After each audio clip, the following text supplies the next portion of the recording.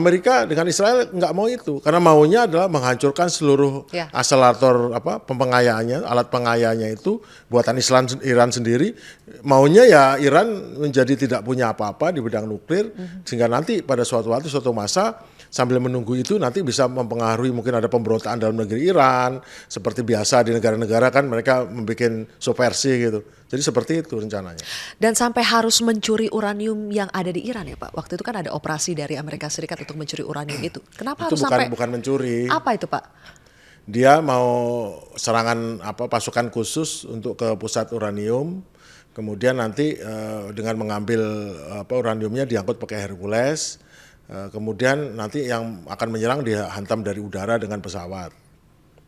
Namun masalahnya adalah ternyata tidak semudah itu, mungkin mereka dijebak oleh Iran atau bagaimana. Yang terjadi adalah faktanya kita lihat satu F-15 jatuh, satu A-10 jatuh.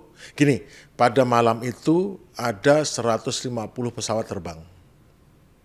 Jenisnya macam-macam, tapi dari 150 pesawat itu ada 8 pesawat jatuh ditambah 2 drone. Ada F-15, A-10, 2 Hercules biasa, 1 Hercules pasukan khusus, kemudian 4 helikopter, 2 helikopter besar, 4 helikopter kecil, ditambah macam-macam drone. Hercules ini hancur semua, dihancurkan. Masalahnya adalah, tahu-tahu sebagian pasukan itu bisa diterbangkan keluar. Katanya pakai C-295. Loh kok bisa diterbangkan?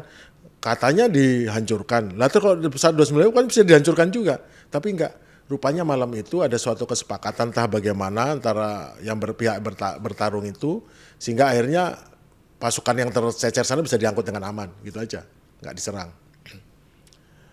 Sama juga dengan cerita mengenai pilot navigatornya yang di belakang terus-terusan naik ke gunung segala macam itu untuk mengalihkan cerita sehingga kemudian ada cerita bahwa CIA telah menipu, bahwa orangnya sudah ketangkep. Itu hanya cerita-cerita bohong saja. Intinya adalah sebetulnya untuk mengalihkan adanya operasi udara untuk mengambil uranium yang gagal. Nah habis itu keluar kan gimana gencatan senjata 48 jam ditolak sama Iran. Tapi habis itu Amerika gencatan senjata dengan 4 poin. Poin 1 adalah penghentian serangan. Jadi Israel nggak menyerang Iran, Amerika menyerang Iran, Iran nggak menyerang mereka. Kedua adalah barang siapa yang berada di wilayah masing-masing boleh keluar dengan bebas. Itu artinya untuk menyelamatkan orang hilang. Ketiga adalah tidak ada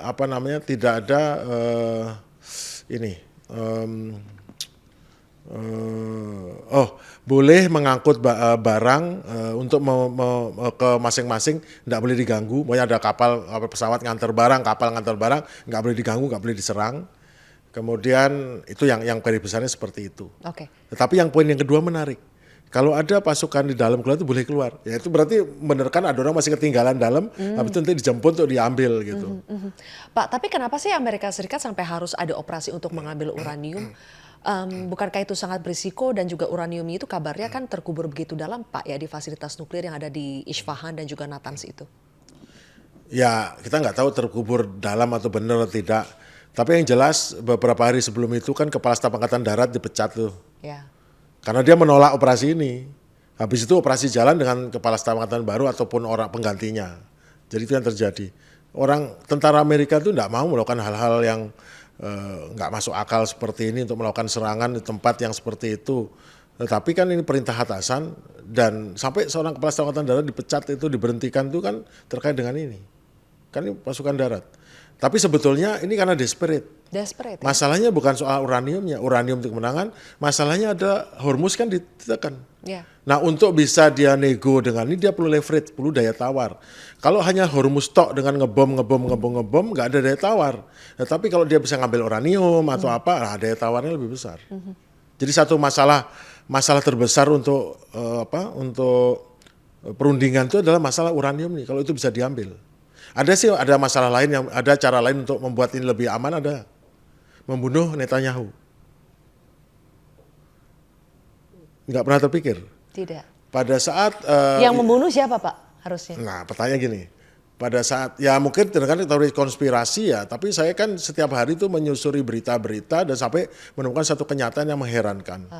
Pada saat Israel pada saat hari terakhir sebelum gencatan senjata menghantam kilang-kilang minyak Iran atau bukan tangki-tangki minyak Iran di Teheran, itu Amerika marah besar itu. Alasannya ini untuk masyarakat Iran kalau dihancurkan gitu kan nanti masyarakatnya kasihan, nanti malah benci sama kita. Tapi masalahnya tangki-tangki itu juga tangki-tangki yang sama yang yang akan mengakibatkan nanti minyak yang di Teluk itu disalurkan ke sana untuk masalah ini. Sehingga minyak yang harusnya diekspor malah lari ke situ kan. Jadi pertimbangan. Nah, setelah itu kira sehari atau 2 hari kemudian kan diserang tiap hari sama Iran tuh. Itu diserang itu ada 3 tempat di Teheran yang diserang dengan rudal balistik yang posisi itu. Salah satu penasihatnya Netanyahu tewas di satu tempat lain, adiknya Netanyahu tewas di tempat lain, dan Netanyahu sendiri diserang tepat di bunkernya angkatan bersenjata Israel. Untung bunkernya dalamnya 50 meter. Karena rudal ini masuk 15 meter, menghancurkan. Nah setelah itu dia hilang selama 2 minggu kalau nggak salah. Yang dicarikan mati lah, tewas lah segala macam. Tapi dia kemana setelah itu? Dia pergi ke Jerman karena Wing of Zion nongkrong di sana. Sampai sekarang pun Wing of Zion kebanyakan di Jerman. Jadi Netanyahu tidak di Israel. Yang menimbulkan masalah juga di Israel karena kok pemimpinnya nggak sama-sama. Dan selama 2 minggu itu menghilang itu kenapa? Ya kalau di pikiran saya karena dia penghalang terbesar. Karena kan sebetulnya tentara Amerika itu kan tidak mau perang ini karena sudah saran. Intelijen Amerika juga tidak mau perang ini. Dia yang menggosok-gosok. Nah, kalau dia nggak ada atau dia tidak ada kan lebih aman. Jadi siapa yang memberi tempat posisinya kepada Iran sehingga Iran bisa membidik dengan tepat? Orang bilang Rusia sama Cina. Tapi kok seteliti itu? Mesti kan orang dalam. Karena kita tahu matinya atau banyak korban di pihak Iran itu karena orang dalam yang memberikan posisinya deksaknya ditembak. Saya kira Netanyahu juga sama, pasti seorang dalam atau temannya yang berikan posisi sehingga betul-betul di bunkernya itu dihantam di atas. Bukan untung ya, karena dalamnya 50 meter dia selamat. Apakah ini kebetulan? Saya nggak percaya karena di dunia ini apalagi dalam perang nggak ada kebetulan. Itu masih ada sebabnya. Dan memang dia adalah penghalang terbesar untuk perdamaian antara Amerika dengan Iran. Jadi siapa sekarang yang mengincar nyawanya Netanyahu, Pak? Siapa saja. Termasuk Amerika, sekutunya? Saya nggak bisa bilang, tapi kan di tempat di mana Presiden Trump sendiri pernah ditembak oleh seseorang dengan jarak tembak cuma 200 meter, bisa seorang penembak naik ke atap, padahal itu penuh dengan tentara, penuh dengan polisi. Pertanyaan itu harusnya nggak ditanyain ke saya.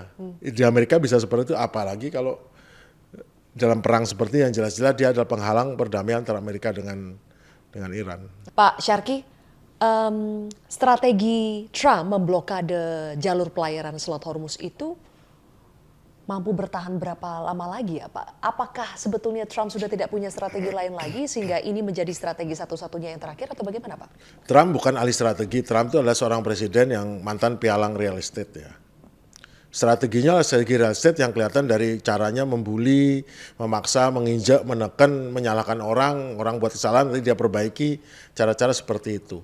Ahli strategi sebetulnya ya ada dalam tubuh Amerika Serikat atau Kementerian Luar Negeri Amerika. Masalahnya Trump tidak mau mendengarkan mereka atau mengabaikan mereka dan menteri-menteri terdekatnya seperti Rubio, Hexet, kemudian yang dikeliling dia tuh banyak adalah orang-orang bukan Yahudi tapi Zionis yang kadang-kadang pertimbangan yang mengurangi hal yang tepat tapi menambahin hal yang kurang tepat sehingga akhirnya yang kurang tepat itu jadi hal yang tepat. Termasuk rencana penyerangan ini.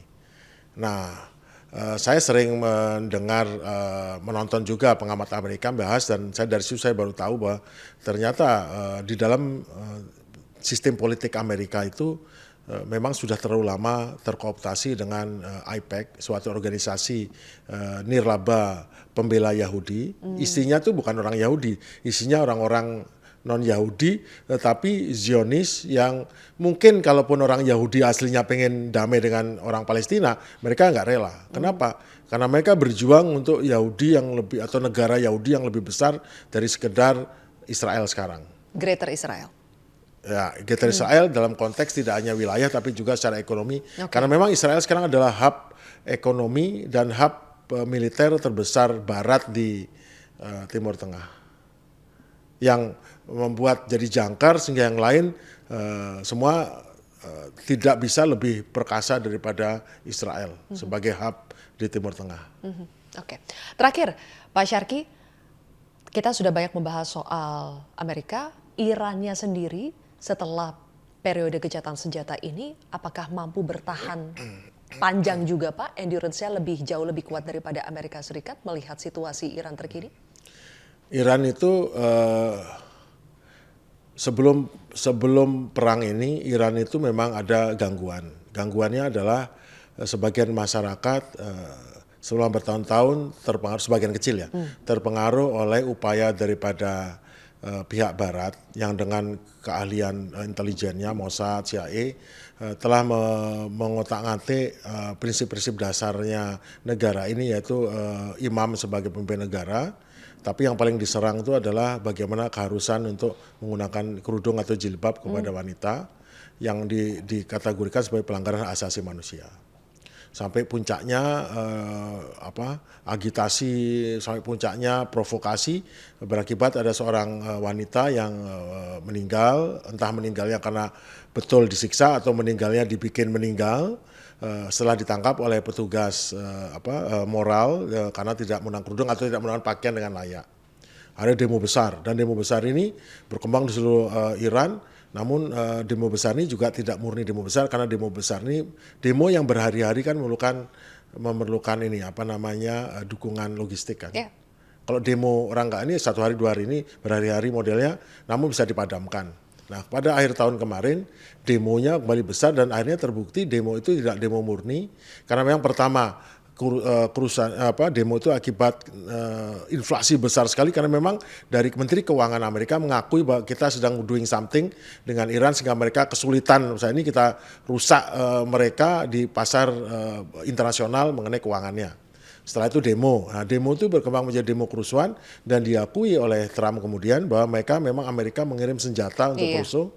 Kemudian bahwa 40.000 Starlink yang dikirim ke sana untuk koordinasi demo dan lain sebagainya apabila internet ditutup, itu juga benar. Dan kemudian juga ada operator Mossad di tengah-tengah, itu juga diakui semua benar. Jadi sampai sekarang, tapi sekarang masih ada pendukung-pendukung Amerika yang mengatakan itu demo yang kejam, disupres, demo damai dan segala macam. Nah, itu satu. Sementara LSM yang berkembang banyak, LSM di Iran yang sebetulnya berkembang LSM luar, dan LSM ini mendapatkan bantuan ataupun dukungan dari negara barat yang belakangannya Israel, Mossad dan CIA juga, yang mengajarkan mengenai nilai-nilai demokrasi, negerimu nggak beres, negerimu nggak normal dan segala macam. Padahal tapi kan di mata orang yang dianggap hebat oleh negara barat kelihatan ini praktek yang lazim digunakan. Saya dapat pelajaran itu juga. Nah, sekarang Iran sendiri bagaimana? Lepas dari itu semua, Iran itu negara yang sosialis. Penduduknya itu, setiap penduduk itu dibagi menjadi 10 kategori. Kategori 1 sampai 6 itu mendapatkan bantuan 1 juta toman. Toman itu mata uang sana selama setiap per orang, tapi anak kecil sampai gede. Kemudian untuk yang 7 sampai 9 itu dapatnya lebih sedikit. Yang 10 nggak usah dapat, orang kaya. Tapi dari itu mereka kalau menggunakan sendirian saja dia cukup untuk makan, beli bensin. Tapi kalau untuk sewa rumah nggak cukup. Makanya biasanya keluarga berlima, kalau nggak tambah keluarga besar 5 orang, dia bisa tinggal di Teheran untuk sewa rumah dengan 5 orang dengan bantuan tanpa kerja loh nih semua. Sehingga mereka bisa dapat apa? Mereka cukup bayar dengan nilai Rp150.000 setiap bulan untuk beli apa? Untuk gas, listrik bebas tanpa batas, gas tanpa batas, air tanpa batas, kemudian makan cukup untuk sebulan, khususnya gandum dan ini, serta bensin tanpa. Banyak Pak ya, bantuan yang ditanggung hanya oleh negara? Rp150.000, jadi dia sudah disubsidi. Nah sekarang, dan pejabat Presiden Iran bilang kami bisa hidup seperti sekarang 6 bulan lagi nggak ada masalah. Pertanyaannya sekarang adalah apakah rakyat Amerika bisa hidup dengan bahan bakar naik 100% selama sebulan lagi, di mana pada saat itu semua harga barang di Walmart naik, di mana harga barang yang biasanya murah dari China karena dipajakin naik semua, dan standar kehidupan masyarakat Amerika turun, kemudian terjadi resesi, terjadi banyak pemutusan hubungan kerja, dan kemungkinan karir politik daripada banyak orang Republikan bisa gugur karena kalah pendapat ya dengan Demokrat, dan karir Presiden Trump sendiri mungkin bisa hancur gara-gara ini. Oke. Jadi pilihannya seperti itu. Singkatnya Iran bisa mengalahkan Amerika, Pak. Ya, ini jadi Israel sering bilang David lawan Goliat. Kali ini Davidnya Iran, Goliatnya Amerika dan Israel. Jelajahi cara baru mendapatkan informasi. Download Metro TV Extend sekarang.